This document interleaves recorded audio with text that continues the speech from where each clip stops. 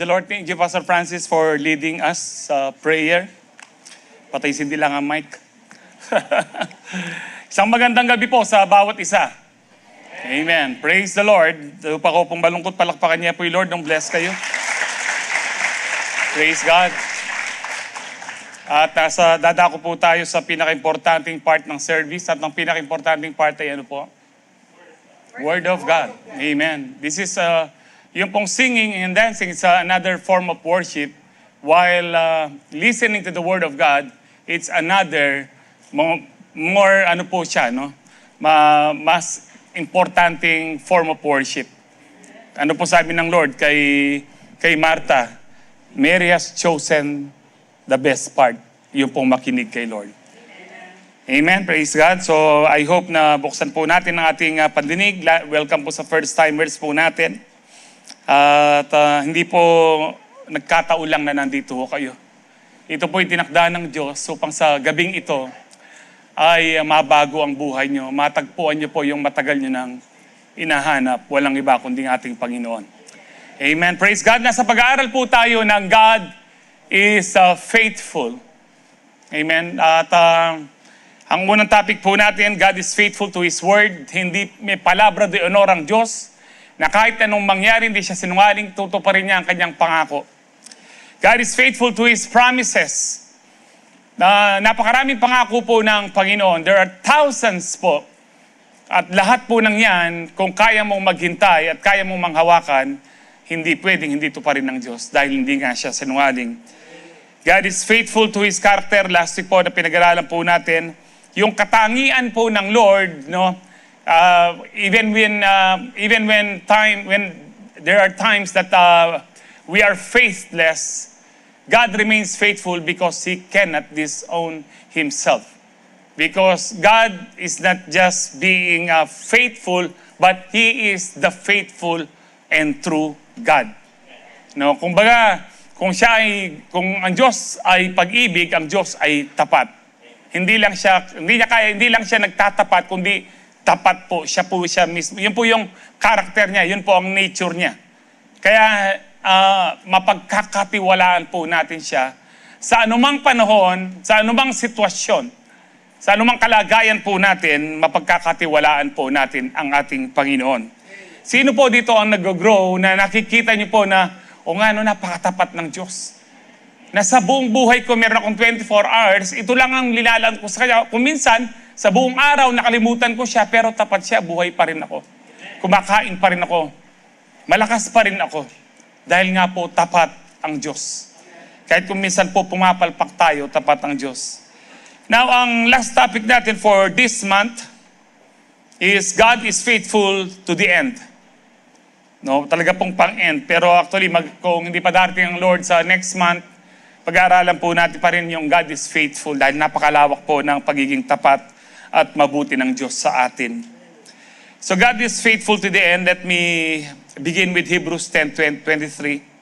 Let us hold unswervingly to the hope we profess.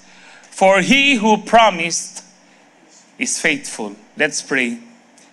Heavenly Father, we just want to thank you, Lord, for blessing us today.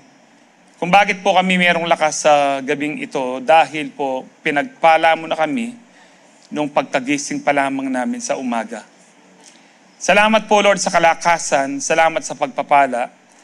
Nang bawat isa po ngayon ay nandito, Lord, to thank you, to worship you, to praise your name, O God, and to receive from you, Lord, especially from your word. That's why, Lord, Holy Spirit, we ask you to open the eyes of our understanding, ang pangunawa po ng bawat isa, especially ang mga first-timers po namin, that we may receive your message fully, your blessings fully, O God, the fresh revelation from your word. Maraming salamat po, Panginoon. And as I declare your word, I declare healing, deliverance, and salvation be upon your people tonight. To you be all the glory, honor, and praise. In Jesus' powerful name we pray. Ang lahat po magsabi ng amen. Palakpakan po natin ang Panginoon. Sabi po dito sa binasa po natin, manghawakan po tayo dun sa pag-asa na ati pong sinasabi, we profess, we confess, Yung pag-asa natin kay Kristo, lalo na po yung salvation. Ano man po yung pinagpe-pray po ngayon na siya lang ang pag-asa. Ako po, I've been praying for 19 and a half years na mawala sa dialysis. Pero sabi mo dyan, mahawakan pa rin tayo kahit gaano nakatagal. Why? Because for he who promised, siya na nangako ay tapat. Marami po sa atin nangangako pero hindi tapat. Pero ang Diyos, laging tapat. Ang tanong lang po lagi po sa atin, tapat ka bang makakapaghintay? Amen. O konti na lang yung amen. Mamalagwa kayo na. Dapat kung nais mo maranasan ng Lord, tapat kang maghintay dun sa kanyang panahon. Na habang naghihintay ka, hindi ka naiinip katulad ni Abraham. Na habang naghihintay ka, dumating sa panahon na 25 years na lalong lumago, lalong tumibay, lalong nasabik, lalong naging excited si Abraham na dahil alam niya malapit na. Sipin niyo, sabi ni Abraham, siguro 5 years na ako naghihintay. Malapit na, siguro malapit na ito. 10 years na, pero hindi niya sinabing ba? Ang tagal na, 10 years na. Nung 5 years sinabi ko na to. Hindi po, lagi niya sinasabing, sa palagay ko po dahil sa pananampalatayang meron siya, lagi niyang sinasabing malapit na. Kasi sa Hebrews 4, maliwanag po yun eh. He was fully persuaded na anuman ang pinangako ng Diyos, kaya niyang tuparin. Amen? May pinanghahawakan mo ba kayong pangako? Amen. Kasi kung wala po kayong pinanghahawakan na word na pangako ng Lord, wala naman kayong marireceive. Ask and you shall receive. Hindi po automatic yan na ibibigay po sa'yo. Ano ka, senyorito? No? Lumapit tayo na may pagpapakumbaba sa Lord. Amen po ba? So don't let go of hope. The promise is secure because the promiser, sino po yung promiser po natin? Jesus. Never fails. Tandaan niyo po ito, not one word, God, no, not one word, He will never fail us. Ano man ang pinaghahawakan mo kapatid, He will never fail us. Pero hindi pa ho yun ang message. Start na po tayo, number 1. God is faithful to the end, which means His love and mercy will never end. Ang pag-ibig at saka po yung habag-awa ng Diyos sa atin, hindi po yan natatapos. Sa tao, natatapos po, hindi ba? Yung awa mo, yung tulong mo sa hey, hanggang kailan ko ba tutulungan to? No? Yung may mga ganun po, di ba yung mahingi ng tulong sa'yo? Last na lang ito. Ang tao may nagbibilang po. No? Tao eh. Pero ang Diyos, hindi po yan nagbibilang. Pag ito araw-araw na humihingi ito, naka-advance na siya. Yung buong 10 years niya, wala na siyang in-advance na. Hindi po. Bawat umaga, sariwa po, no? Mababasa po natin muli ito. Kasi naging verse po natin ito doon sa unang topic po natin. Lamentations 3:22-23, the steadfast love. No, hindi lang po siya love, yung steadfast love, yung pag-ibig ng Diyos na firm, na matibay, na hindi nagbabago, never ceases. Hindi po yan nagmamaliw, hindi nagfe-fade. No, hindi po yan feelings na emotion nung parang yung tao na unang na-inlove sa isang tao. Ang taas po ng adrenaline, tapos nung nag-asawa na, bumababa at nawawala. Ano po yun? Feelings, that is not love. Yung love ng Lord, consistent, constant. Ano man ang sitwasyon mo, masunurin ka man o hindi, no, pag mahal ka ng Lord. Ayun pala, mahal ako ng Lord kahit hindi ako masunurin. Oo, kaya lang, hindi mo mararanasan ang pag-ibig niya. Ang masunurin lang makakaranas.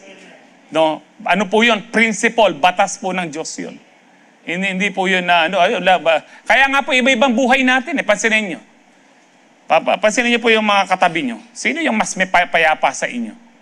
Makikita mo meron yung isang Kristiyano, punong-puno ng kagalakan, punong-puno ng kapayapaan. Meron yung Kristiyano, kaya tayo pang kanto makasimangot na.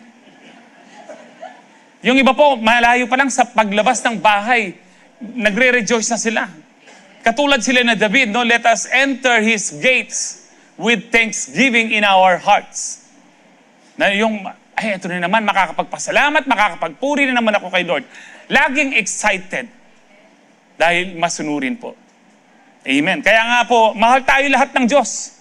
Pero yung masusunurin lang ang nakakaranas ng pag-ibig ng Diyos na hindi nagmamaliw. Yung kanyang habag, yung kanyang awa, it never comes to an end. Lagi po siyang merong compassion sa atin.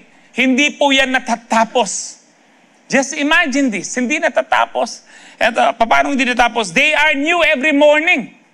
Sabihin na po natin, yung pag-ibig ng Diyos, binigyan kanya ng 100%, ngayong gabing ito, parang nasa 50% na lang. Sabihin na lang po natin ganyan, parang 50% lang, pero marami pa rin, di ho ba? Meron pa rin pag-ibig. Matutulog ka mamaya, paggising mo, hindi yan 50%. 100% na naman. Because they are new every morning. Kaya tinawag pong dakila ang katapatan ng Diyos. Great is thy faithfulness. Amen? So His faithfulness isn't seasonal.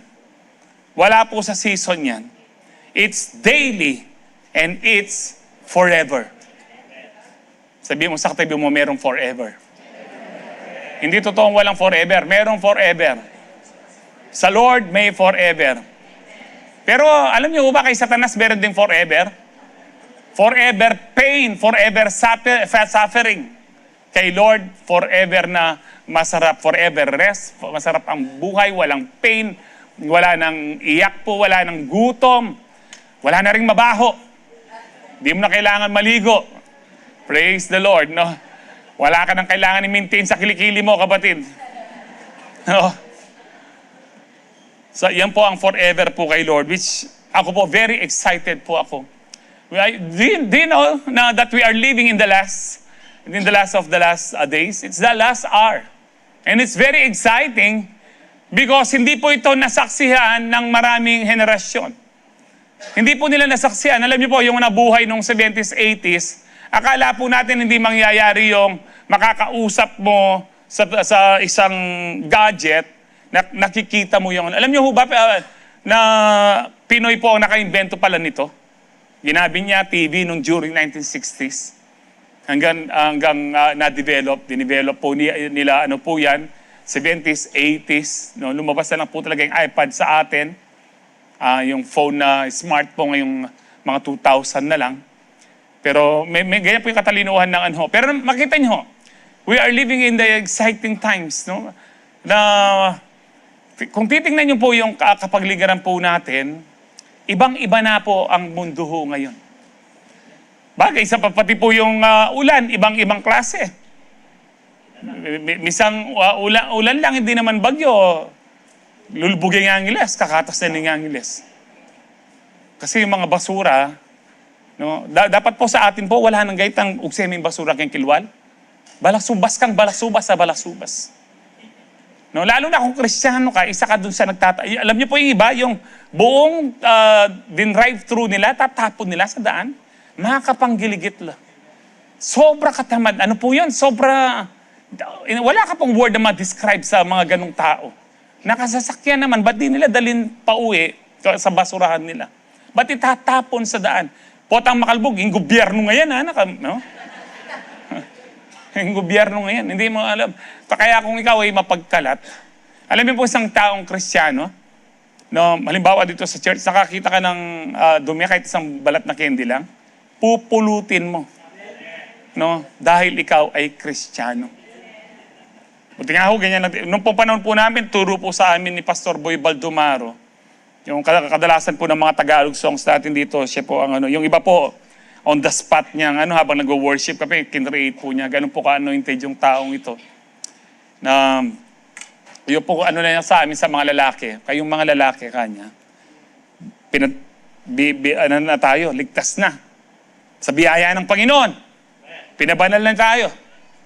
Pero, no, kung ang pinabanal ka niya, huwag kang ihi ng ihi kahit saan, kahit sa pader na ano.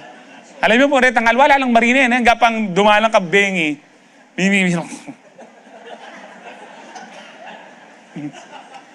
Mga anak ko, babae, nakaganon lang. Ayak, pakalawin ka. Hino kaya nga lang marine ngayon. Ako nga kanyan. Talagang ngayon, akahi. Ano po, kaya pimpotang dumalang ka kareta kayo, nakapanghi. Wala yung saying kapag Kristiyano ka, matino ka. Amen? Maayos ka. Bigas tamong ken. Never ends po ang ano ng Panginoon, no? It's forever. Forever na tapat po ang Diyos. Forever din po tayong magtatapat dapat sa Lord. Amen. Meron po isang kwento sa Bible na iniisip ko po saan talaga makita po yung isang example na yung pag-ibig ng Diyos at yung kanyang habag ay kamangha-mangha. It's the parable of the prodigal son. But for me, kung binilagyan lang po ng title ng mga pero wala talagang nakalagay na the parable of the prodigal son. Pero kung po maglalagay ng title dyan, the parable of the loving father. It's not about the son na prodigal. It's about the father. Anyway, ganito po ang kwento niya sa Luke 15:41-32. Gusto niyo na ba ng kwento, mga kids? No? No, isang araw po yung bunsong anak, sabi niya, Tay, bigay mo na po yung kalahati ng yaman mo na mana ko. No? Binigay naman ng tatay dahil mapagmahal. At nung pagkakuha ng batang ito, lumayas po siya, pumunta siya sa malayong bansa, malayong lugar, no, nagliwaliw po siya. Kumbaga po ngayon, sa panahon natin, nagkasino, nagbar, nagbabae, mga mamahaling alak. Dumiting yung panahon po na naubos yung kanyang yaman, yung kanyang mana. At nagkaroon po ng matinding taggutom sa bansang iyon. At ang ginawa po niya, dahil nagugutom na siya, wala na siyang pera, nagipagtrabaho po siya. At ang trabaho niya, magpakain ng mga baboy. No, nakatsura na mga baboy. No? Minsan po, nag-ano po kami ng mga, isingit ko lang, ng mga pastor. Sabi ko sa kanila, alam niyo ba bakit yung mga biik nakayuko lagi? Yung mga biik, di ba? Kasi nahihiya po sila, baboy yung nanay nila. Sabi, baboy pala nanay ko, hay. Anyway, yung pong kanyaw. Alam niyo po yung kanyaw? Kaning baboy. Kanyo, yaking kapangpangan kasi. Di ba? Bayo, bayaw. Oh. Kanyo. Very good. Halos gusto na po niyang kainin. Pero natauhan po siya na sabi niya, sa bahay ng aking ama, masagana yung pagkain ng mga katulong. Alam ko na kanya, babalik ako sa aking ama, sasabihin ko, Ama, nagkasala ako sa Diyos at sa iyo. Hindi na ako karapat-dapat na ituring mong, hindi na ako karapat-dapat na maging anak mo. Ituring mo na lang ako na bilang isa sa mga katulong mo. Sa tatlo po yung reason niya, nasasabihin sa tatay. Hindi niya, tingnan niyo po ito, babalik siya sa ama, hindi dahil mahal niya ang Diyos. Parang tayo. Lahat tayo nung tinanggap natin ng Diyos, hindi natin mahal ang Diyos. Gusto lang nating maligtas at mapagpala. Pero nung pagkatanggap natin sa Diyos, tinanggap natin ang pag-ibig, hindi pwedeng hindi mo mahal ang Diyos ngayon. Amen. So bumalik po siya, bit-bit po niya yung, Ama, tatlo po yan. No, nagkasala ako sa Diyos at sa iyo. Hindi na ako karapat-dapat na maging anak mo. Ibilang mo na lang ako, ituring mo na lang ako, isa sa mga katulong mo. So malayo pa lang, natanaw na, nung pagbalik po niya, natanaw na po, kaya kabangpangan po, atando na, bali pa po yung tando, atando na ning kayang tatang. Natanaw na po ng kanyang, at tumakbo po ang tatay. Hindi para sumbatan, niyakap bigla.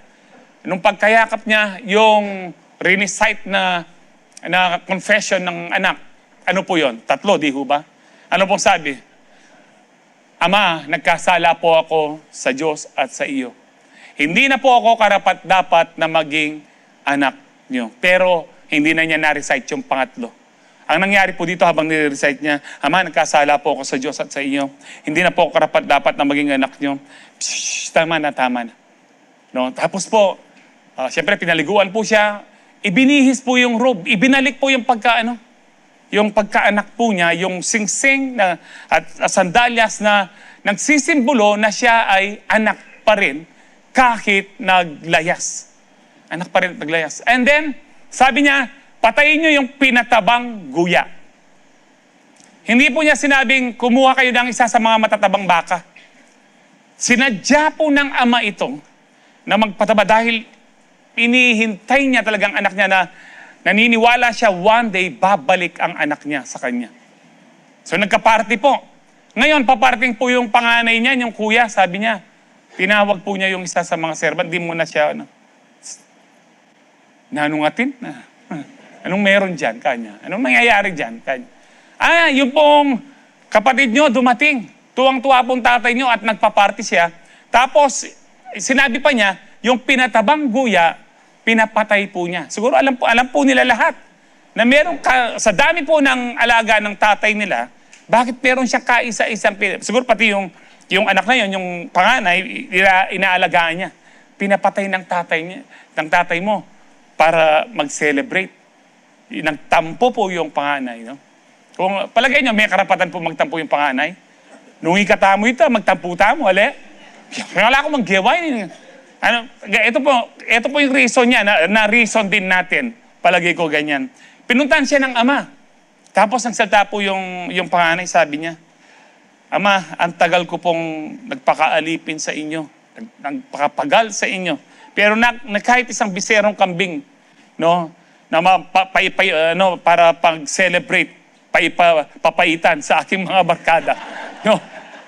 Mga kaldereta yun. Papaitan sa aking mga barkada, hindi mo binigay. Ama, sabi ng tatay, anak, parang sinasabi, anak, nakalimutan mo na ba? Kasama kita. Kung ano ang akin, sa'yo. Yun, kanina yung reklamo yun. Sabi mo, kamulalan ko, kung ikaw yun, ano ka dyan, prodigal o yung panganay? Kamulalan ko, anak nga pala ako ng tatay ko. Bakit ako nagpapakalipin? Bakit ako parang nahihiyang humingi sa kanya? Kaya hingi kayo sa ama ngayon. Nahihingi kayo sa kanya. Ama, gusto ko rin ng pinatabang guya kanyo, no? Pinatabang elepante, dinosaur, no? So, ano po sabi ng ama? Na sinabi din niya sa mga alipin niya, itong anak ko na namatay, once was dead and now is alive. At once was lost and now is found. Di ba kamahamaha yung yung sinabi ng ama na yun? Ang ibig sabihin po ito, every time mamalis ka sa Diyos, namamatay ka. Kasi ang buhay sa Diyos lang. Pero pag bumalik ka sa Diyos, buhay ka. Kaya nga, itong batang ito, na born again. Ilang beses na kayo na born again? No, the story doesn't insinuate it's okay na maging prodigal or mag-backslide. At actually, ibig sabihin po ng prodigal, bulagsak eh. No? Yung talagang magastos, maluho. Yun po yung Pero, the story, hindi po sinasabi dito okay lang mag-backslide. Ang sinasabi, ang ina-highlight po talaga dito, isipin niyo po kung gaano po magpagmahal ang ama. Tignan po natin yung mga highlights. No, number 1, God's love waits for you even when you run. No, umalis ka man. Meron ho ba dito sa inyo na nasubukan nyo ng umalis, nag-backslide? Di ho ba, ang hirap bumalik, parang hindi ka karapat-dapat. No, itong batang ito, kaya lang siya bumalik dahil matindi na ang kanyang gutom. Na-realize niya, magiging katulong na lang ako sa ama. Kasi masarap ang pagkain ng mga katulong doon. Dito, pagkaing baboy. Kanyaw. No? Ito yan, kaya po natauhan siya. Ito po yung ibig sabihin ng repentance. Natauhan. Nagkaroon siya ng metanoia. A change of mind. Babalik na ako sa tatay ko. So, yung pong pag-ibig ng Diyos, no, kahit umalis po ang isang tao sa kanya, naghihintay lagi po ang Diyos. Ito po yung yung alam po natin, kinuha po yung the son took the inheritance and left home. Kinuha yung mana, binigay naman lang Lord yung blessing, no, binigay ng ama yung blessing. No, ang truth po dito, God doesn't chase you with condemnation. He lets you go, but He never stops loving you. His love is faithful even in your rebellion. Kaya lang, dahil wala ka katulad ng prodigal son na ito, hindi niya naranasan yung pag-ibig ng kanyang ama nung lumayas siya, di ho ba? Pero nung bumalik siya, wala pa sa bahay, malayo pa, pinaranasan ng ama yung matinding pag-ibig niya. Alam niyo po yung ang tagal-tagal mo nang nag-church, no? Parang somehow nag-backslide ka, pero sa kanto pa lang, nangingilabot ka na, nararamdaman mo na yung presence ng Lord. Alam niyo ba yon? Sinalubong na kayo ng Diyos. Anak, welcome back. Kaya nga po, kung minsan sa gate pa lang, naiiyak ka na, naririnig mo na yung praise and worship. Niyayakap ka na pala ng Holy Spirit na sinasabi niya sa'yo, welcome back, anak. Na-miss na kita. Alam niyo ba, namimiss tayo ng Lord every time na tayo ay nagliliwaliw sa mundo? And then, ang tagal-tagal mo nang hindi nag-attend, pero nung nag-attend ka uli, dyan sa kanto pa lang, nangingilabot ka na. Nararamdaman mo ng presensya. Why? Dahil, katulad po nito, anong sabi po ni James? Draw near to God, come close to God, and He will draw near to you. Yung draw near dito, tatakbo. Yung Ama, alam niyo po yung awit na, nakasita? When God runs, and He will run to you. Lumang kanta na po no, during the 80s. Na ito dito po galing yung yung kantang yon. Tumatakbo ang Diyos. Kapag alam ng Diyos na nagre-repent ka na, siya po ay mabilis na tumatakbo para i-rescue ka. Bakit? He was filled with compassion. Kaya nga po, makasalanan pa tayo, sabi ng Romans 5:8, namatay na po si Kristo para sa atin. Kaya ito po, marumi pa ang kanyang anak, niyakap na. Mamawi ang babi. Nakaano na po kayo doon sa mga nagtatrabaho sa mga baboy, sa mga poultry ng baboy. Kahit po, naligo na yan, kung minsan meron pang medyo amoy-amoy. Nagano na ho ba kayo? Sino po ang nag-alaga ng baboy dito katulad ko? Nag-alaga po ako ng baboy. Malalakas po ang baboy. Alam niyo ho ba yun na Kasi, nag-alaga ako ng baboy, naglaga ako ng manok. Nung yung itlog ng mga nagkasisiw po yung manok ko, pumasok sa koral ng baboy. Kinain ng baboy, nare-rescue ko. Hindi ka mabuka yung Tapos, penumbok ka, tsaka pemaldak. Tatalab. Kakako ng baboy, pamurin din sisi. Sabi ko sa nanay ko, benta na yan. Galit na galit ako sa baboy na Ewan ko, naalala pa ng nanay ko po yun Buhat ngayon, hindi na tayo mag-aalaga ng baboy. Kasi baboy sila. Number 2, God's mercy is ready the moment you return. Laging handa po ang Diyos sa mga tao pong gustong bumalik. Sabihin niyo po, kung may makakilala kayong nahihiya silang bumalik, hindi po sa Diyos yun. Yung hindi ka nakarapat-dapat. Kasi po, kahit nandito tayo, walang karapat-dapat talaga ni isa sa atin. Yun po sabihin niyo. Kahit ako hindi ako karapat-dapat, kahit active ako sa church, hindi naman ako karapat-dapat. Naging karapat-dapat lang tayo dahil kay Kristo. Hindi dahil sa gawa natin.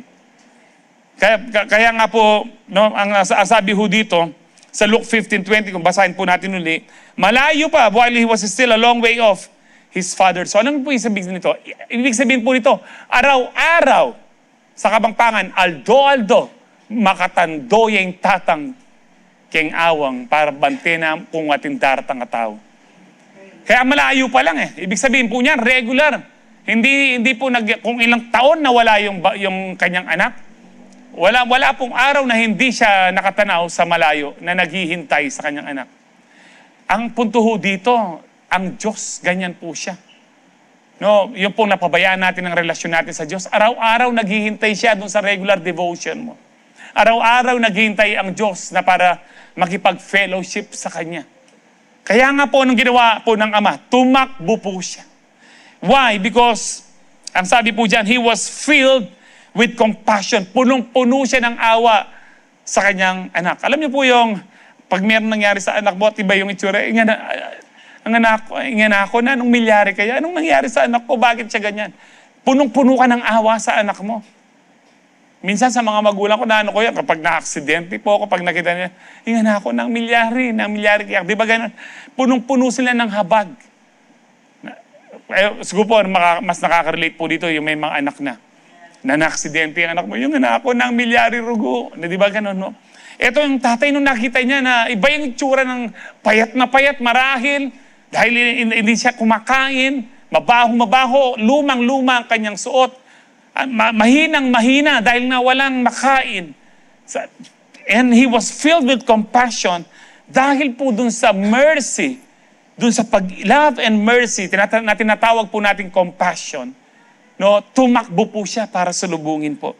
Ganito po ito po yung talagang, yung pag-ibig ng Diyos at yung habag ng Diyos, hindi po siya natatapos. Kung tayo po, mga ama, sasalubungin mo ba yung anak mo na buhay ka pa, request na yung kanyang mana?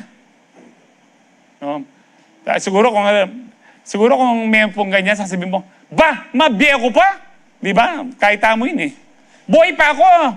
Pinag-uusapan nyo na kung paano hatiin yung mana ninyo. Buhay pa ako Eh nung namatay na, nag-away-away yung mga lamaran. Kaya maganda po talaga habang buhay ka, kapatid, kasi mamamatay ka rin. Kung meron kang ipamamana, kung minsan 80 square meter na lupa lang, no? Magdedemandahan, magtatagaan, magpapatayan. Totoo po yan. Alam po namin ni Pastor Joe yan kasi nung active pa si Judge sa magpagkwentuhan kami, ang dami daw po, pati Kristiyano, ang mga kasong hawak niya, pinag-aawayan, maliit na lupa. Nagsusumpaan. Bakit po? Nakapangasawa sila ng sulsul. Di ba nung bata, ay hindi, okay lang. Di ba nung bata kayo, hindi tayo, okay lang, kahit kay bunso na, hindi, tayo, kahit okay lang po ako. Pero nung may kasawa na, hindi, dapat, yam. Di ako mamayad amilyar, baka yun inalagaan ko si nanay, inalagaan ko si tatay, di ba magano na yan? Sasabihin nung asawa nung panganay ka, dapat ikaw yung yung isa, bunso. Ba, ikaw yung bunso, dapat away po yan. Di ba? Pero kung binigay naman ng tatay, so lumayas, babalik yung anak mo na, Yeni, at may balik ka.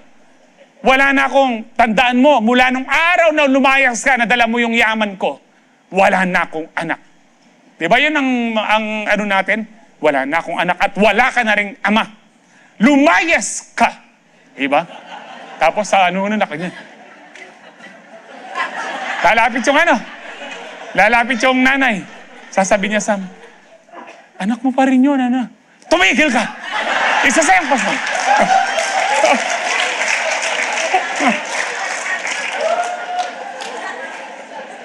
Alam niyo po, hindi lahat ng magandang lalaki nag-aartista, yung iba nagpapastor.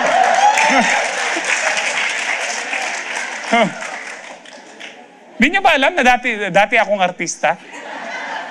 Noong yung panahon po na si Brother Noel, meron po kaming noon, Prince of Egypt. Alam niyo po yan, from January to August po, nagpa-practice kami. Para lang po i-live namin yung Prince of Egypt. At ako po si Moses po nun. Makarecord niya pa, makapalagay. 1,000 ning bayad kanyang kareta na yung kain na yan. Pero going back, yun po ugali ng ama. Na normal na tao, yun po yung ugali niya. Wala na ako anak, tinatakul ko yan. Wala na. Pero ito po, niyakap po niya. Sa number 3 po, God's forgiveness restores you fully, not halfway point. Sige, dito ka sa bahay.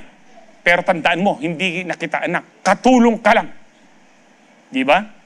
Nagpatuloy po, Ayan anak, at least, nandyan ka.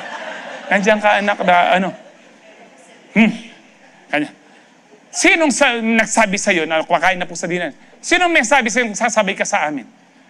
Tumayo ka dyan. Pagkatapos namin kumain, doon ka kumain.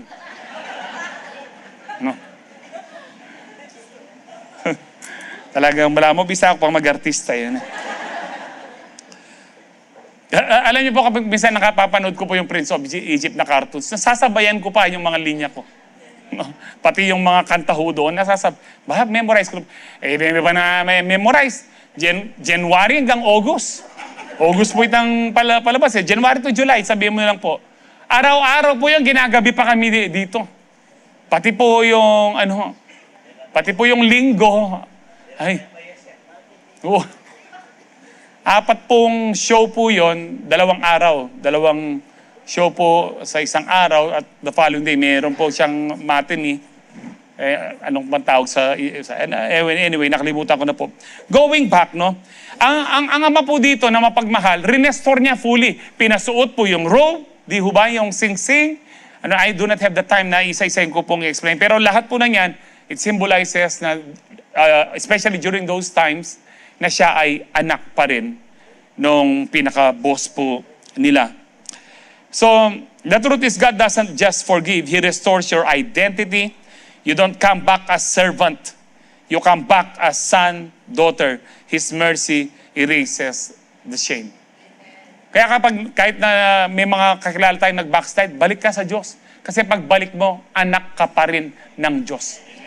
Kung babalik siya. Pero kung di ka babalik, hindi ka magiging anak. Hindi mo mararanasan yung pagiging anak. Number 4, God's love never keeps a score or it never keeps records of wrong. No? The Father didn't mention the wasted money or past. Yung pong, ito nga yung sinasabi ko, nasaan na yung pera? Hindi po sinabi, yakap po ang sinalubong ng ama. No? And then, ang ano po niya, sabi po dyan sa Lamentations 3:22, ito po yung sinasabi natin, His mercies never come to an end, they are new every morning. God is faithful to the end because He doesn't bring up what He's already forgiven. In fact, kapag pinatawad ka na ng Diyos, tayo po, hindi na po niya inaalala yung nakaraan. Tayo lang po yung nag-aalala, di ba? Ako po, minsan, madalas pala, nare-rebuke po ako sa Holy Spirit, yung kung minsan na, kung hindi ako naging matigas ng ulo, hindi sana ako nag-dialysis ng ganito. Bubulong ang Holy Spirit, do not dwell on the past. I will restore you to health. Ang sabi, binigay po ng Lord ito yung Jeremiah 30:17. I will restore you to health and heal all your wounds. Maraming sugat, labas man o sa bituka man, no? Marami pong sugat. Pero ayun po, tama ba? Jeremiah, o tinay mamandar ni. Jeremiah, I will restore you to health, yan po, and heal your wounds. Ito po yung bumubulong po. Kasi po, sabi nga po ng Holy Spirit, na, in fact sa Bible, kapag pinatawad ka ng Diyos, hindi mo na dapat binabalikan kasi ang Diyos kapag pinatawad na, kinakalimutan na niya. Hindi po dahil malilimutin ng Diyos, pero sinasadya niya. He has the power to not remember all our past sins.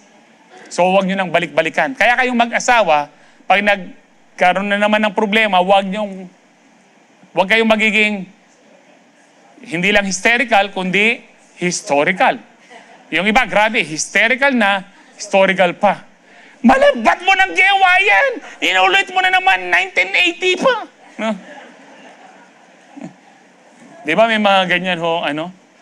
Tapos yung nakasawa yan. Anong sabi ni Solomon?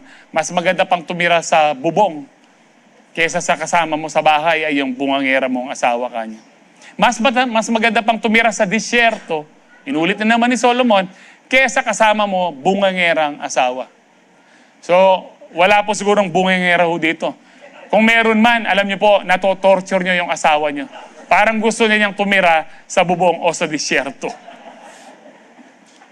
Kaya po, ito po yung pag-ibig ng Diyos, hindi po ano ho. Number 5, God's heart celebrates when the lost are found. Nung na-born again po tayo, sabi ng Panginoon, libu-libong mga anghel ang naglundagan. Nag-celebrate po sila. Ay, ligtas na si dating lamaran, si dating balasubas. Yung dating chismosa na sinisira ang mga pastor, born again na siya.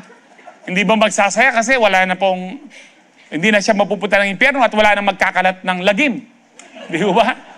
Kaya nagsasaya pong langit. Tuwing meron pong naboborn again, nababawasan na nagkakalat ng lagim. No? Sinabi po yan ng tatay doon sa Luke 15, let us eat and celebrate, for this son of mine was dead and is alive again. He was lost and is now found.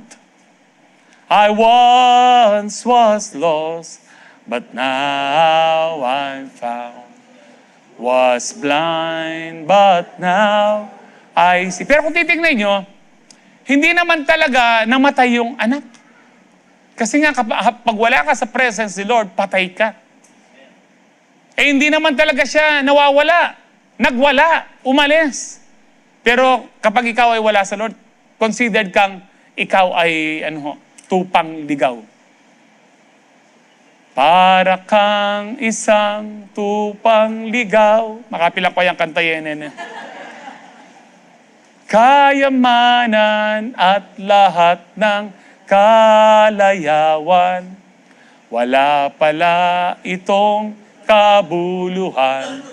Kung si Kristo ay wala pa sa iyong buhay, para kang isang tupang ligaw. Baniwala po kayo sa hindi. Saan ko po natutunan yan? Hindi sa church. Sa inuman. Kayamanan.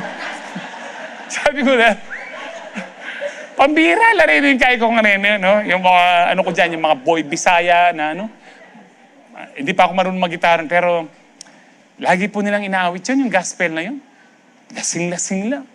Nung nalaman po nilang magaling ako mag-gitara, kahit madaling araw, tinatawagan po nila ako.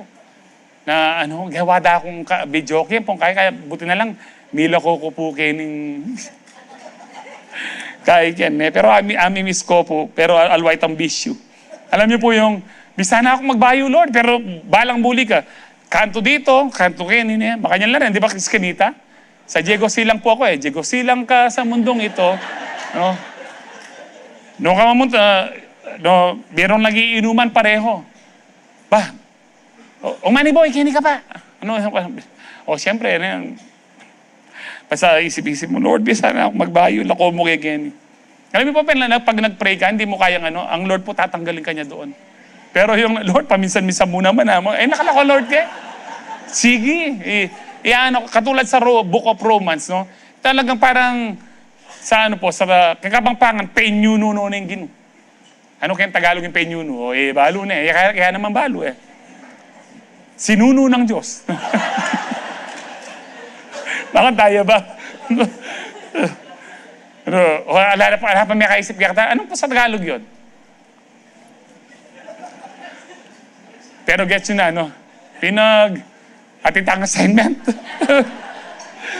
So, heaven throws a party over you. Nung po nga yung sabi ko. Pero anyway, hindi ko nababasahin yun. You can walk away from God, but God will never walk away from you. Yung sinabi ng Lord, hindi kita iiwan. Totoong-totoo po yun. Every time you choose to sin, no, para mong iniiwan ang Diyos. Let me repeat, hindi yung every time you sin. No, kung minsan nakakasala ka, pero, ay Lord, sorry, hindi ko sinasadya. No? Pero yung every time you're choosing sin, pwede kayang magsugal muna ako ngayon. Pwede kayang ganito munang gawin ko. Para mo sinasabing, Lord, dyan ka muna. Siyempre, hindi ka sasamahan ni Lord sa ano. Hindi nga pwedeng magsama ang masama at ang banal. Kaya nga pinalaya sina Adan at Eva kasi hindi pwedeng magsamang ang mga hindi banal. And did you know, lahat ng namatay ng Old Testament, hindi agad pumasok ng langit yan. Saan po pumunta? Paradise. Anong sabi ng Lord doon sa magnanakaw? Today you will be with me in paradise. Sa Peter at saka po sa sulat ni Paul, bumaba ang Panginoon sa underworld. Sa underworld po dito, nandito po ang impyerno sa underworld. At nung kinuha niya po yung power and authority, yung nagpakita siya sa mga namatay ng Old Testament, ako yung pangako na Messiah. No, para sa patunayan lang na tapat ang Diyos. Tapos yung nasa paradise ngayon, inakyat na ng langit. Kaya sa Sheol o Hades, puro place of torment na ngayon, wala ng paradise doon. Nasa ano po yan? Kung nag-aaral po kayo ng eschatology, tinuro ko po yan. Pero anyway, kahapon, pinag-usapan po namin, papagandahin niyo po yung schedule, Sabato po ito. No, baka pagkatapos ng DEP, magturo po ako about end times muli. Para ma-refresh po tayo that we are living in the last of the last days. Particularly po siguro magfo-focus tayo sa Book of Revelation. Kaya ngayon po, balik-balikan nyo ng Book of Revelation. Para kung yung sinasabi ko, nakakasunod po kayo. Alam niyo po, sino po yung dati natatakot basahin ng Book of Revelation? Ako po, ang tagal kong Kristiyano, pero hindi ko binabasa ang Book of Revelation. Takot na takot po ako. Yung mga sinasabi po doon, hindi ko matanggap. Pero ngayon po, nag-e-enjoy ako kasi kung ano man po yung mga lagim doon, yung mga plagues doon, hindi na natin mararanasan yun. Hindi natin mararanasan yun. Ang makakadanas yun, yung mga hindi tumanggap o hindi po tinanggap, rineject si Kristo. So, pero don't walk away from God. These are not the days na uso pa ang backsliding. Manatili tayo sa Lord hanggang wakas. Amen? Number 2, God is faithful to the end, which means He will be with you in the wilderness. Ano po ang wilderness? Ilang. Maaaring disyerto, gubat, basta wilderness. Walang makain, walang mainom. Yan po ang wilderness. Tayo po, ang tawag natin sa problema, kadalasan ay bagyo. Storms of life. No, kaya nga po, inaawit po natin yung Wendy. Alam niyo po yung Wendy? Another song na naman po. When the oceans rise and thunderstorm, thunders roar, I will soar with you above the storm. Pero alam niyo po, ang storm, ilang araw lang po nagtatapos yan. 3 to 4 days. Mahaba na ang 5 days po na agad lumalabas ang bagyo. Pero napansin niyo problema natin, hindi naman sila mga storm. Mga wilderness po sila. 19 and a half, nasa diaries po ako. This is not a storm. Nasa wilderness po ako. Sino po dito ang nasa wilderness kayo? Nakarine ba na Choka wilderness? So nakakaya lahat ng Israelites nasa wilderness? Nakakaya ba na ako lang ang nasa wilderness? Amen? Ang ibig sabihin po dito, sino dito yung may problema kayo, ang tagal-tagal na? Amen. Sino po yung may problemang matagal na? Amen. Lahat ang problema di Calvary. Alam niyo po, pag ang isang tao walang problema, yan ang pinakamalaking problema niya. May problema na sa isip yan. No? Akala niya walang problema. Ang hindi niya alam, yun ang number 1 na problema niya, na akala niya walang problema.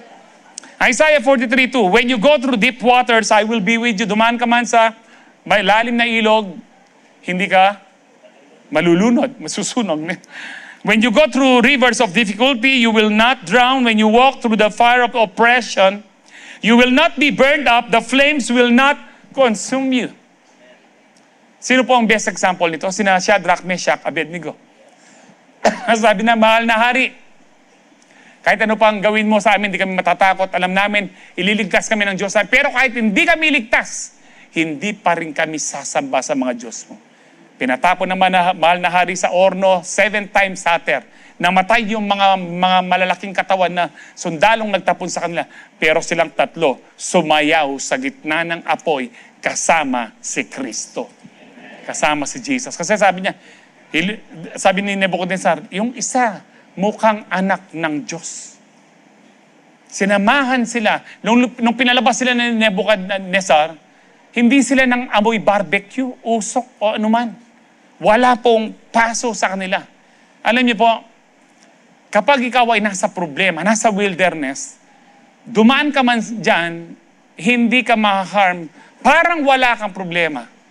Parang ako po, no, especially nung medyo bago-bago pa ako nagdadialysis. Ngayon po, marami pang pagsubok sa akin na dumating pa. Pero kahit na maraming pagsubok na patong-patong na dumating po sa akin, ang buhay ko po parang walang problema. Kung hindi po, yung iba po nagugulat na nagdadialysis ka pala, yung hindi mo kakilala. Kasi doon ko napagtanto po aking napagtanto. Aking pong naisip na kapag nasa Diyos ka pala, hindi pala halatang meron kang problema. Amen? Yung iba po sa inyo, marahil po, talaga pong maganda ang nyo dahil sa Diyos po. Pero sa asawa niya, consummation na kayo, di ba? Pero nakakapangiti, meron kapayapa pa rin. Bakit? Kasama mo ang Diyos kahit na meron kang asawang Judas. Kasama mo ang Diyos. Sabi niya, sasamahan kita. No, ang pinaka-best example po dito, but let me read this first. Sabi po dito, the wilderness doesn't prove God left you. Hindi ibig sabihin ikaw nasa wilderness, iniwan ka na ng Lord. Hindi ibig sabihin nasa matinding problema kahit ilang taon na. Hindi ibig sabihin pinabayaan ka ng Diyos. Lord, ang tagal na ng problema namin ito. Ang tagal na itong karamdaman na ito. Ang tagal na ng problema ko dito sa asawa kong ito. It doesn't mean that God left you. It proves He's faithful enough to stay with you all the way through. God is with you all along. Hindi po tayo iniwan ng Diyos. Ang best example po dyan ang mga Israelites. Sinave ng Lord from being a slave sa Egypt. Naranasan nilang maraming milagro sa Egypt pa lang. Nahati yung dagat. 40 years nasa wilderness ang mga taga-Egypt. Nasa Exodus chapter 16 yan. And chapter 17. At sa Deuteronomy din po, na nung nagreminis po dito bago mamatay si Moses. Isa po sa nila, kumuha po ako ng ilan sa mga milagro ng Diyos sa kanila. Number one na milagro, every day meron po silang pagkain. Manna from heaven. Manna po, ibig sabihin po ito, bread of angels, food of angels, bread from heaven. Man. And can you imagine, sino po yung nagluto ng mga manang yon? Bread from heaven, angels po. Hindi po Batanggenyo ang nag-bake po nun. Hindi siya galing sa Aguila Bakery. No? Hindi po siya Batanggenyo, hindi po siya nino pa rin mag-bakery kakilan. Madalas, no? Maganyan.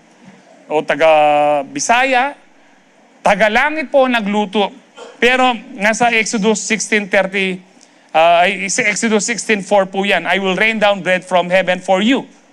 Exodus 16:35, the Israelites ate manna 40 years until they came to a land that was settled. Meron po isang pastor, pinag-aralan po niya ng World War II, na particularly in Germany, kung gaano karaming pagkain ang dinideliver ng Amerika. Araw at gabi, yung mga malalaking eroplano po nila nagdi-deliver po ng pagkain sa Germany, upang yung kanilang mga sundalo at iba pang mga taong, mga German people ay mapakain. Libo-libo lang po ito. Pero tonelada, nakalimutan ko na po, pero thousands of food para pakainin po yung hundreds and thousands of people. Ito po, imagine niyo po, no, sabi nga po niya, kung di po nagkakamali ang description po dito, yung siguro 10 tren, pupunuin po yon na mahaba, puno ng pagkain, i-consume lang po yon just for one day. Ganun po karami ang pagkain na dinideliver po ganun po talaga karami na dinideliver. Now just imagine, gaano karaming pagkain ang kailangan mo with 2.4 million or about 3 million people na Israelites na lumabas. Wala naman nakasulat na, meron po 600,000 men ang binilang po. So 600,000 men, may mga pamilya, may asawa, may anak, di ba? Ilan ang anak? Marami po. Kaya nga po kung sabihin mo nilang isa-isa na lang, pati asawa, 600 or 4 times 4 mo na lang, 2.4. So 2 million. Gaano karaming bread from heaven. At yung, na-imagine niyo po yung sight, di ko ba kamangha-mangha na kapag malalaki yung patak, ang gandang nakikita, lalo na kung may araw pa. Alam niyo na ano pa niyo yung pinatubo. Ang ganda po yung mga patak ng medyo maliwanag pa. Nakikita mo yung mga pagbuhos ng buhangin. Kakaiba po sila para pong diretsyo. Hindi po sila yung parang pa isa-isa. Para pong, kumbaga po sa para po siyang asin na na yung dinurog o asukal, yung diretso po siya pino Mapino po, talagang ginaganin mo na sa kamangha-mangha po. Pero imagine niyo kung gaano kamangha-mangha yung napakaraming tinapay po na bumabagsak from heaven. Sabi ng Lord, kumuha kayo yung kailangan lang. Kaya ang sabi niya, yung kumuha ng marami at kumuha ng konti, pareho lang. Kasi kumuha ng marami, sabi ng Lord, masisira lang yan, nasira. Pero tuwing Sabado, tuwing Biyernes, kumuha kayo doble. Kasi sa Sabado, walang delivery. Sabbath day. Nagpapahinga po yung mga Grab ng Panginoon pag Sabbath day. Walang Grab, kumuha kayo. Pero kumuha sila, nag-overnight, hindi nasisira. Milagro. 40 years. Pero, alam niyo ho, nagreklamo pa yung mga gusto nila ng meat, karne. Naalala nila yung Egypt. Buti pa noon, may karne, merong pipino, may pakwan. Sabi nila, dito, ganyan. Sa galit po ng Panginoon, nagpadala po siya mula sa hangin ng pugo. Buong camp, ilang libong hektarya, 2.4 million, buong camp, about 2 to 3 feet na kapal ng pugo. Pero nasa lalamunan pa lang yung matatakaw, pinatay ng Diyos. Dahil sinisisi ang Diyos. Another po is water from the rock. He gave drink in dry places. Nasa Exodus 17:6 po yan. Yung sabi ng Lord, hampasin mo yung yung pangalawa, di ba sabi ng Lord, kausapin mo na lang. Dahil si Jesus po yan, pero wala akong time mag-explain. Sinabi ni Paul, yung water from the rock, yung rock was Jesus. Well, anyway, Hindi po katulad yan sa napapanood natin nung pinupok ni Moses isang maliit lang tapos walang gripo yamong nawasa or prime water na kaina. Paano iinom doon yung... Natagpo na po yan sa napakalaki po nung bato na may butas sa gitna at about 50 feet po, ganun kalaki. Tapos, ito lang po yung bato sa buong disyerto. Research po yan sa Google, makikita nyo po yan. Ito lang po yung bato na meron pong bakas ng tubig. Para magkaroon ng bakas ng tubig, malakas yung tubig at matagal umaagos. Para magkabakas po sa bato. Kasi matigas po ang bato. Yun lang daw po yung may bakas ng tubig. Ibig sabihin po dyan, nung bumaka po yung batong yun at nagbuhos po siya ng parang ilog po yun. Para lahat po ng Israelita na 2 milyon o 3 milyon makainom, makapaligo, o ako naman makapaglaba, o naman pong gusto nilang gawin. Ganun po karami yung tubig in the wilderness. Nakikita niyo po yung point dito, nasa wilderness po sila. Hindi nagtatrabaho, pero may pagkain, merong mineral water. Sa atin po ngayon, hindi na, criminal water na po tayo ngayon.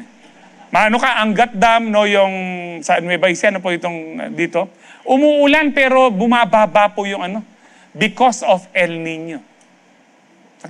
Umuulan naman pero bumababa yung ngayon lang po nangyayari kasi nga po nasa last days na tayo. Baka darating daw po ang araw, wala na tayong makuhang tubig sa ilalim.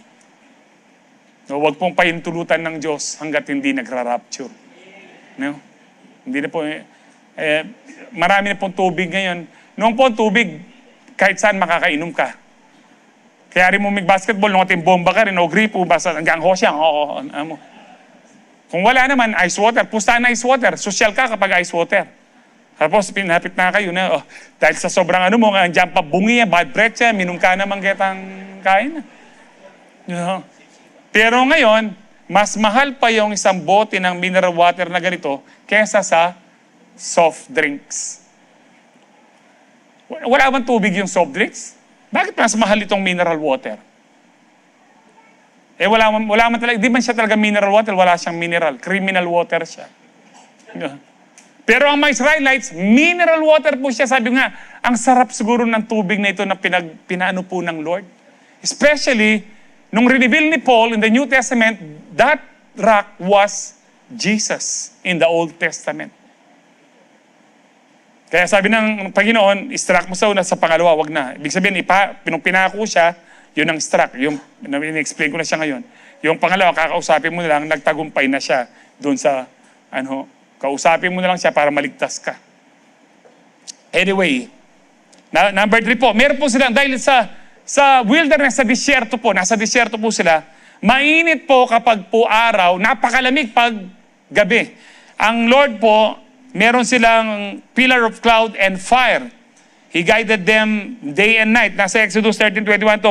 By day, the Lord went ahead of them in pillar of cloud to guide them on their way, and by night in pillar of fire to give them light. Siguro po yung mga ibang bansa, nakikita po nila, sino yung mga bakit araw-araw may ganyan sila? Hindi sila nakabilad.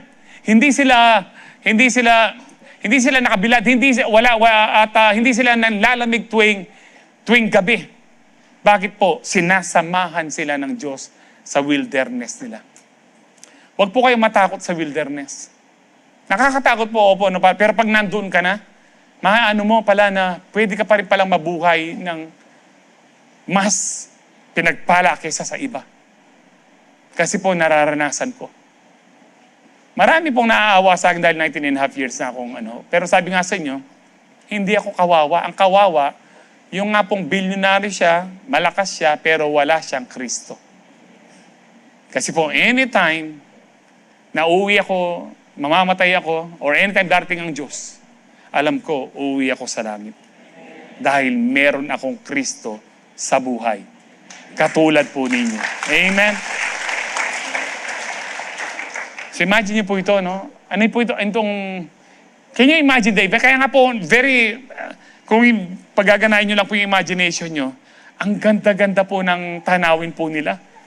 Mainit po sa paligid po nila, pero doon sa hindi po mainit.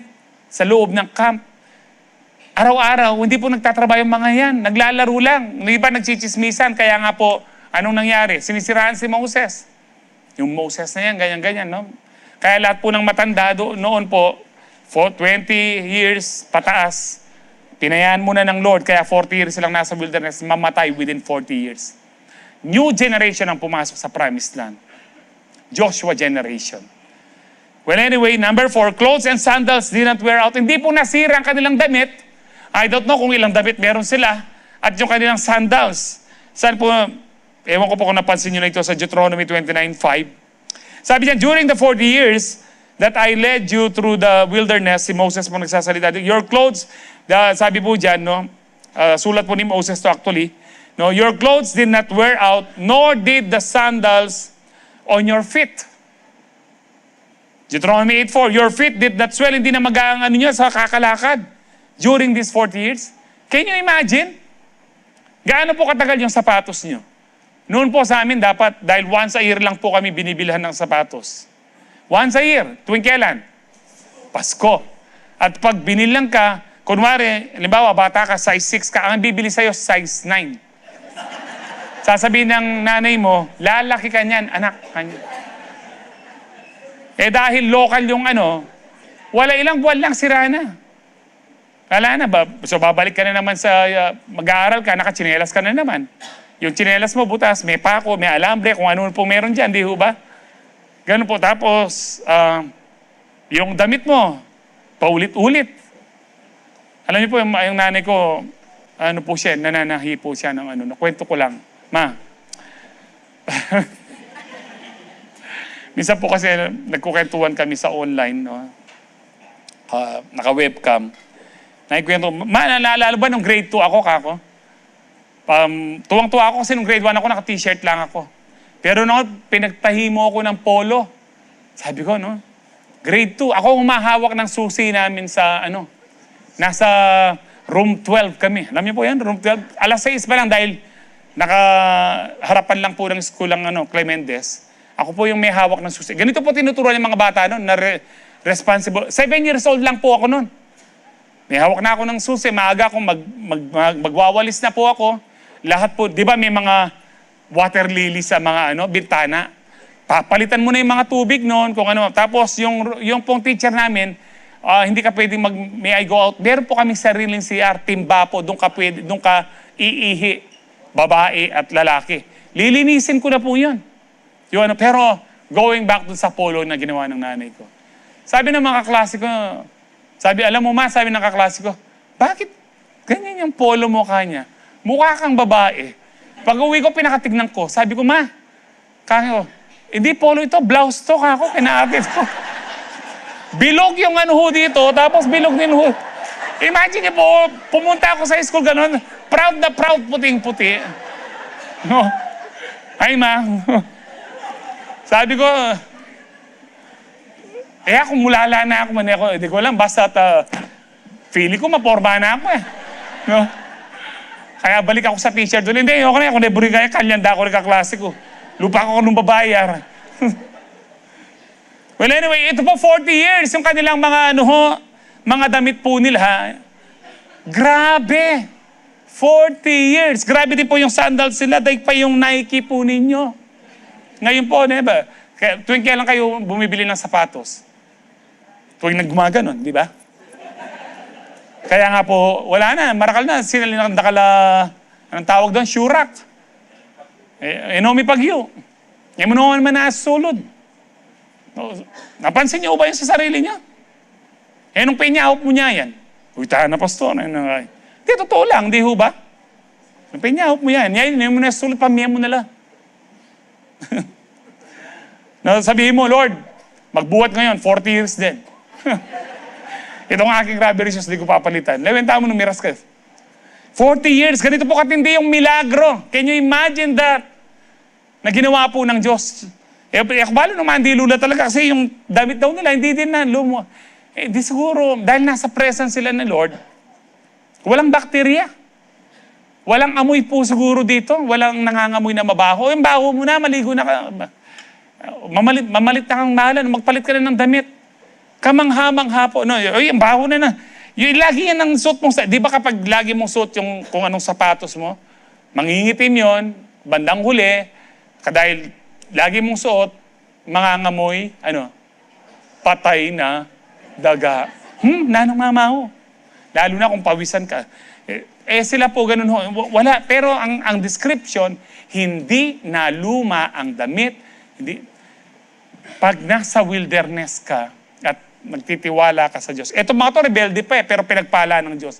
How much more na ikaw na anak ng Diyos? Na nasa wilderness mo, sa gitna ng problema mo, magtiwala ka sa Diyos.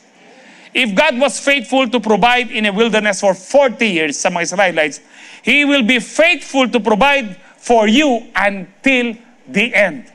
Amen. Kahit nagtataasan muli ang diesel ngayon, baka abot na naman ng 100. Nakapay-cost mission. Sabihin mo, thank you Lord, nag-provide ka na. Lagi. Pag akong Lord, full tank yan Lord. Ikaw ang magpapa-full tank. Amen? Bakit? Anak ka ng Diyos. Daily bread, daily water, daily guidance, daily care. Pero hindi po yan automatic. Ang sabi po ng Psalms 91, 14-16, because He loves me. Dahil mahal niya ako. Ano yung context ito na mahal siya ng Diyos? Yung those who dwell in the shelter, in the secret place of the Most High. Laging nagpe-pray, laging nagwo-worship. Because He loves me, lagi siya nagwo-worship sa akin, nagkikipagniig sa akin. Says the Lord, I will rescue him, I will protect him, for He acknowledges my name. He will call on me and I will answer him. I will be with him in trouble. I will deliver him and honor him. Tingnan niyo ito, I will be with him in trouble. Hindi sinabi ng Diyos na tatanggalin ko yung trouble. Sasamaan ko siya sa trouble bago tanggalin. I will be with him in trouble. Hindi, tatanggalin ko siya. I will deliver him and honor him. With long life, I will satisfy him and show him my salvation. The wilderness isn't where God abandons you. It's where He proves He is with you, for you, and faithful to the very end. Last point po. Medyo bibilis ako na po ito. Wala nang ganong kwento ho dito. Pero napakaganda po nitong last point. God is faithful to the end, which means He will sustain you until the final day. Sa Tagalog po, ang Diyos po ay tapat dahil isusustain ka ng Lord, ipoprovide ka ng Lord, ibibigay niya lahat ng pangangailangan mo until sa matigok ka. Until sa kamatayan, sa pinakahuling hininga mo, magiging tapat ang Diyos. At anuman ang sinimulan ng Diyos sa iyo, tatapusin niya. Sabi po sa Philippians 1:6, and I am certain that God who began the good work within you will continue His work until it is finally finished on the day when Christ Jesus returns. Ang ibig sabihin po nito, buhat nung kinilala mo ang Diyos, hindi na siya huminto gumagawa ng mabuti hanggang dumating si Kristo. Hindi matatapos yung kabutihan ng Diyos sa atin. Yung katapatan ng Diyos hindi matatapos po. Your story isn't unfinished to God. He's faithful to sustain you every day until Jesus returns. 1 Corinthians 1:8-9, He will keep you strong to the end. Ang magpapalakas po sa atin ang Panginoon so that you will be free from blame on the day when our Lord Jesus Christ returns. God will do this. Why? For He is faithful to do what He says. And He has invited you into partnership with His Son, Jesus Christ our Lord. Kapag tinanggap mong Lord, nakipag-partner ka sa Kanya, ililigtas ka ng Panginoon sa mga darating na araw hanggang sa katapusan ng mundong ito. Kaya nga po inawit natin kanina, dakila ka, O Diyos, tapat ka ngang tunay. Magmula pa sa ugat ng aming lahi, mundo'y magunaw man, maaasahan kang lagi, maging hanggang wakas nitong buhay. I hope, Tagalog na po ito, nainuwaan natin habang sumasamba po tayo. Magunaw man ang mundo. Nagtataasan pa lang ang presyo, medyo naapektuhan ka na. Paano mo masasabing magunaw? Kaya nga po, magunaw man ang mundo, mananatiling tapat ang Diyos. You should never be shaken. Hindi ka pababayaan ng Diyos. Your endurance isn't on you alone. God who started with you will sustain you to the end. 2 Thessalonians 3:3. But the Lord is faithful. He will strengthen you and guard you from the evil one. Ililigtas tayo ng Lord, iingatan tayo ng Lord sa mga masasama. No, ano man po, ang dami po ngayon na yung iba po pa, di ba, sa mga rider, naglagay po ng, huwag niyo akong saktan, may mga anak ako, ganito, ganyan. Ganyan na po, ano po ngayon, kadelikado. Pero kahit na delikado po ang panahon, sabi ng Panginoon, iingatan niya ho tayo. Palalakasin niya, ingatan niya tayo sa mga masasama. The enemy wants to wear you out, but God's faithfulness means He will strengthen and guard you until Jesus comes back. Amen. So, bakit tayo mag-worry? Kahit na habang tumatanda po tayo, nasabi ng Isaiah 46:4, I will be your God throughout your lifetime. Sa buong buhay mo, ako ang Diyos mo until your hair is white with age. Kahit pumuti ng buhok mo, at kahit na mawala ang buhok mo. Excuse me po. I made you, sabi ng Panginoon, and I will care for you. May pakialam ako sa iyo dahil akong lumikha sa iyo. I will carry you along and save you. Kaya sabi mo, huwag kang umasa sa mga anak mo. Kapag tanda mo, aasa ka sa anak mo, huwag kang umasa ka sa Diyos. Kapag sa Diyos ka umasa, hindi ka na mangungonsumisyon para utusan pa ang mga anak mo. Ang Diyos ang mag-iingat sa'yo. Meron tayong member po dito, more than 80 years old na po siya. Ilang taon na po siyang walang kasama. Yung anak, kaisa-isa anak niya, more than 5 years ago namatay po siya. Ang pangalan po niya, Sister Mary. Tawag po sa kanya, Mama Mary. Pero yun ako man Mangrus. No, sisiklot ko mo. Pero pag tuwing kakamusin ko siya, malakas po siya. Mag-isa lang siya sa bahay. Siniserve po niya lahat. Pagkain po niya. Bakit ang sinasabi niya? Kasama ko naman ng Diyos, Pastor. Hindi ako matatakot. Exactly, Isaiah 46:4. Huwag kang matakot kung tatanda tayo. Marano na ako, matuwa na ako, wala akong savings, wala akong pension. No, kahit wala kang pension, wala kang savings, si Lord, according to His riches, hindi kanya pababayaan. So you won't age out of God's care. The God who started with you will carry you to the very end. Amen? Mag-review po tayo. God is faithful to the end. His love and mercy will never end. He will be with you in the wilderness. He will sustain you until the final day. Ito pong God is faithful to the end. It's not automatic. Tignan niyo po ang mga ilang verse pa na babasahin ko before we take the Holy Communion. 1 Peter 1:5. And through your faith, sa pamamagitan ng inyong pananampalataya na kayo'y nagtitiwala sa akin, ito po sinasabi ng Diyos dito, God is protecting you by His power until you receive this salvation which is ready to be revealed on the last day for all to see. Sa paanong paraan daw po? Sa pamamagitan ng pananampalataya. Hebrews 3:14, for if we are faithful to the end. Kasi po alam nyo, hindi na question ko if God will be faithful until the end. He will surely be faithful until the end. Magunaw man ang mundo, magiging tapat pa rin ang Diyos. Ang tanong, para maranasan natin ang katapatan ng Diyos, mananatili kaya tayong tapat? Ang sabi ng Hebrews 4, if we are faithful, kung tapat tayo hanggang wakas, trusting God just as firmly as when we first believed, we will share in all that belongs to Christ. Hindi po totoo yung once saved, always saved. Once saved, stay saved. Be faithful until the end. We will share that belongs to Christ. Kung ang Diyos mo mananatili siyang tapat hanggang wakas, proven. Patunayan din po natin hanggang wakas. Ano man ang sitwasyon, magunaw man ang mundo, be faithful until the end. The goal isn't just to start well, it's to finish well. And God is faithful to carry your faith all the way there. Remember, kapag po nagwawardi-wardi pananampalataya natin, looking unto Jesus. Ang ibig sabihin po na isa sa meaning ng looking unto Jesus, umasa ka kay Lord, the author and the finisher of our faith. Matatapos mo ang karera sa buhay na ito. Very strong, victoriously. Amen? Bakit? Tapat ang Diyos na nangako. Tayo po lahat ay tumayo.